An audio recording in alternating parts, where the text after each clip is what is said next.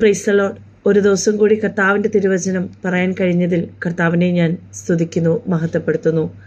ഇന്നോളം തന്ന എല്ലാ കൃപകൾക്കും ഈശോയോട് നന്ദി പറഞ്ഞുകൊണ്ട് നമ്മുടെ എല്ലാ വേദനകളും, നമ്മുടെ എല്ലാ പ്രയാസങ്ങളും ഈശോയുടെ തിരുസന്നിധിയിൽ സമർപ്പിക്കുന്നു.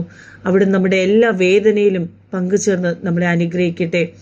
കർത്താവിൻ്റെ തിരുവചനം ഗ്രഹിക്കുവാനും അത് നമ്മളെ മനസ്സിലാക്കി തരുവാനും അത് നമ്മുടെ ഹൃദയത്തിൽ സംഗ്രഹിക്കുവാനുമുള്ള കൃപ പരിശുദ്ധാത്മാവ് നമുക്ക് തരട്ടെ എന്ന് കൂടി പ്രാർത്ഥിച്ചുകൊണ്ട് ഇന്നത്തെ തിരുവചനം പുറപ്പാടിൻ്റെ പുസ്തകം 33-ാം അധ്യായം 14-ാം തിരുവചനം.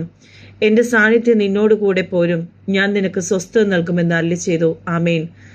കർത്താവിൻ്റെ സാന്നിധ്യം എപ്പോഴും നമ്മോട് കൂടെ ഉണ്ടെങ്കിൽ അവിടെ നമുക്ക് സ്വസ്ഥതയുണ്ട്. എത്ര വലിയ പ്രശ്നങ്ങളോ പ്രതിസന്ധിയോ ആണെങ്കിൽ കർത്താവിൻ്റെ സാന്നിധ്യം നമ്മോട് കൂടെ ഉണ്ടെങ്കിൽ ആ പ്രതിസന്ധികളെല്ലാം നമുക്ക് തരണം ചെയ്യാനുള്ള കൃപ നമുക്ക് അവിടുന്ന് ഒരുക്കി തരും. നാം മറ്റുള്ളവർക്കും വേണ്ടി കൂടി പ്രാർത്ഥിക്കണം.